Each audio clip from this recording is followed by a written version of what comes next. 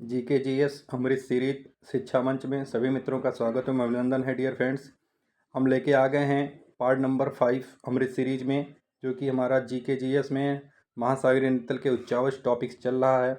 उसमें हमारा आज के जो टॉप 20 एमसीक्यूज जो कि मिलने वाले हैं, काफ़ी महत्वपूर्ण रहने वाला है डियर फ्रेंड आज की क्लास। और जो भी हमारे चैनल्स पे नए हैं चैनल को सब्सक्राइब कर लें, बेल आइकन को प्रेस कर लें और ज़्यादा से ज़्यादा शेयर करते रहें डियर फ्रेंड्स। तो चलिए स्टार्ट करते हैं आज के सीरीज में। आज का पहला क्वेश्चन कह रहा है कि महाद्वीपीय शेल्फ का विस्तार किन क्षेत्रों में कम होता है, डियर फ्रेंड। आइए देखते हैं, समतल तट में, पर्वतीय तट में, डेल्टा क्षेत्र में या नदी मुहाना में। तो किस में कम होता है डियर फ्रेंड? तो वो होता है हमारा पर्वतीय तट में, यानी बी ऑप्शन यहाँ पे राइट आंसर हो जाएगा। चलिए देखते हैं क्वेश्चन नंबर 2 को।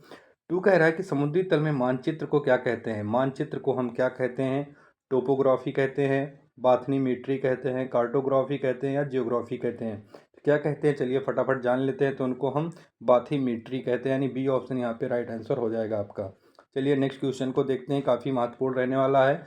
समुद्री गतों में किस प्रकार का अवसाद अधिक होता है? किस प्रकार का अवसाद अधिक होता है? मोटा होता है, महीन होता है, नहीं होता है या मिश्रित होता है?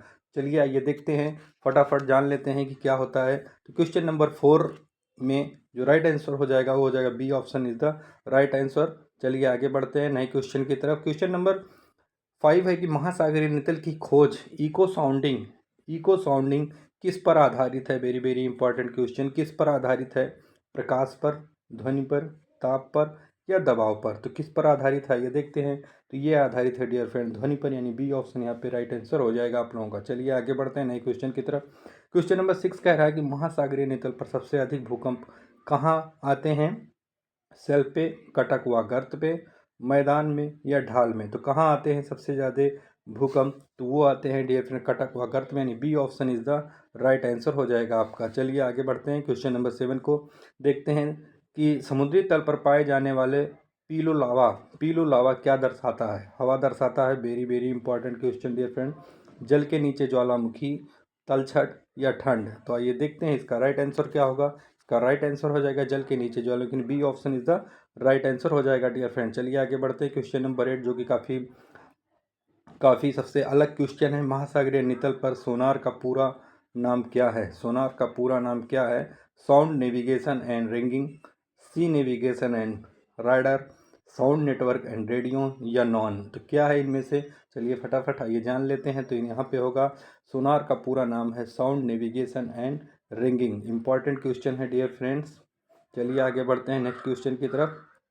क्वेश्चन नंबर 9 कह रहा है कि एविसल हिल्स क्या है? Abyssal hills very very important question dear friend. Abyssal hills क्या है? बड़े पर्वत हैं, छोटे छोटे उभार हैं, गहरी खाई है या ढाल है? तो क्या है आइए देखते हैं। तो ये है हमारे छोटे छोटे उभार होते हैं एविसल हिल्स, यानी B option is the right answer हो जाएगा। चलिए आगे बढ़ते हैं क्वेश्चन नंबर 11 की तरफ। 11 कह रहा है कि महासागरीय नितल पर हाइड्रोथर्मल वेंट इंपॉर्टेंट क्वेश्चन है डियर फ्रेंड। हाइड्रोथर्मल वेंट कहाँ पाए जाते हैं? शेल्फ में, कटक में, मैदान में या तट में? तो कहाँ पाए जाते हैं? चलिए आइए देखते हैं फटाफट आंसर। तो इसका राइट आंसर होगा कटक में पाए जाते हैं जो हमारे हाइड्रोथर्मल वेंट होते हैं। चलिए आगे बढ़ते हैं क्वेश्चन नंबर 11 की तरफ। 11 कह रहा है कि समुद्री तल पर स्लम्पिंग, जिसको स्लम्पिंग कहते हैं, वेरी वेरी इंपॉर्टेंट क्वेश्चन है। स्लम्पिंग क्या है? हवा है, तलछट का खिसकना है, पानी है या ताप है? तो चलिए डियर फ्रेंड फटाफट आंसर करिए क्वेश्चन नंबर 11 का। तो ये है तलछट का खिसकना, यानी बी ऑप्शन यहाँ पे राइट आंसर हो जाएगा आप लोगों का। क्वेश्चन नंबर 12 है, कह रहा है कि महासागरीय नितल पर सोनार का उपयोग किसके लिए होता है? ताप के लिए, गहराई मापन के लिए, हवा के लिए या वर्षा के लिए? तो किसके लिए होता है ये देखते हैं। तो ये होता है डियर फ्रेंड गहराई मापन के लिए, यानी B option is the right answer. चलिए देखते हैं नेक्स्ट क्वेश्चन जो कि काफ़ी सबसे अलग देखने को मिलने वाला है और काफ़ी महत्वपूर्ण क्वेश्चन है। महासागरीय नितल पर डीसी प्लेन क्या है? सेल्फ है, अविसलबल है, मैदान है, ढाल है या गर्त है? तो क्या है आइए देखते हैं। तो ये हो जाएगा हमारा अविसल मैदान, यानी B option is the right answer हो जाएगा आपका। चलिए देखते हैं नेक्स्ट क्वेश्चन को। नेक्स्ट क्वेश्चन है कि महासागरीय नितल पर सी फ्लोर स्प्रेडिंग की गति कितनी होती है? एम ईयर्स होती है, सेंटीमीटर ईयर होती है, मीटर ईयर होता है, किलोमीटर ईयर होता है। तो क्या होता है सी फ्लोर स्प्रेडिंग, चलिए देखते हैं। तो ये होता है डियर फ्रेंड हमारा सेंटीमीटर ईयर, यानी B option is the right answer हो जाएगा आपका। चलिए आगे बढ़ते हैं क्वेश्चन नंबर 15 की तरफ। 15 कह रहा है कि महासागरीय नितल पर पैसिव मार्जिन क्या है? पैसिव मार्जिन क्या है? Very very important question dear friend. सक्रिय क्षेत्र है, शांत क्षेत्र है, गर्त है या कटक है? तो क्या है इनमें से, आइए देखते हैं। तो ये जो है आपका शांत क्षेत्र है, यानी B option is the right answer हो जाएगा। चलिए देखते हैं क्वेश्चन नंबर 16 को, जो कि काफ़ी महत्वपूर्ण रहने वाला है। महासागरीय नितल पर active margin important question, shelf plate सीमा, मैदान या तट? तो क्या है इसका राइट आंसर? चूज करिए इन चार ऑप्शन में से। तो यहाँ से राइट आंसर जो हो जाएगा डियर फ्रेंड वो प्लेट सीमा हो जाएगा, यानी B option is the right answer हो जाएगा आप लोगों का। चलिए आगे बढ़ते हैं, क्वेश्चन नंबर 17 को देखते हैं कि महासागरीय नितल पर sea floor magnetism, very very important question, magnetism क्या दर्शाता है? हवा, प्लेट की गति, जल या ताप? तो किसे दर्शाता है ये देखते हैं। तो ये दर्शाता है हमारा प्लेट गति, यानी B option is the right answer. चलिए आगे बढ़ते हैं नए क्वेश्चन की तरफ।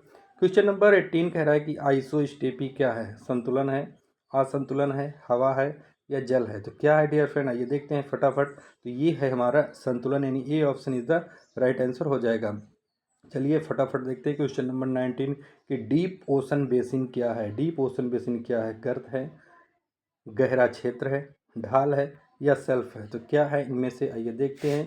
तो ये हो जाएगा आपका, इसका राइट आंसर हो जाएगा डियर फ्रेंड गहरा क्षेत्र हो जाएगा, यानी B option is the right answer हो जाएगा आपका। चलिए आगे देखते हैं क्वेश्चन नंबर 20 को। महासागरीय नितल का अध्ययन क्यों महत्वपूर्ण है? यहाँ पे ध्यान दीजिएगा, क्यों महत्वपूर्ण पूछा है। केवल जल, संसाधन, भूकंप या संरचना, हवा या ताप? तो इन चार ऑप्शंस में से हमारा राइट आंसर क्या होगा? चलिए फटाफट आंसर करिए कि महासागरीय नितल का अध्ययन क्यों महत्वपूर्ण है। Why study ocean of floor? तो ये महत्वपूर्ण है हमारा डियर फ्रेंड्स संसाधन, भूकंप, संरचना के लिए, यानी बी ऑप्शन यहाँ पे राइट आंसर हो जाएगा डियर फ्रेंड्स। हमारा वीडियो कैसा लग रहा है डियर फ्रेंड, ये कमेंट करके हमें ज़रूर बताएं और तैयारी करते रहें और लाइक में कमी मत करिए, लाइक शेयर करते रहिए और पूरे वीडियो को इसकी बिल्कुल भी मत करिए, क्योंकि टॉप मोस्ट इम्पॉर्टेंट काफ़ी शिद्दत के साथ डियर फ्रेंड बनाए जाते हैं क्वेश्चन, फिर आप तक पहुंचाए जाते हैं। ऐसे ही तैयारी करते रहिए और शेयर करते रहिए। Thanks for watching my dear friends. मिलते हैं नेक्स्ट वीडियो में नए टॉपिक के साथ GK GS में। अपना और अपनों का ख्याल रखिए। जय हिंद, वंदे मातरम।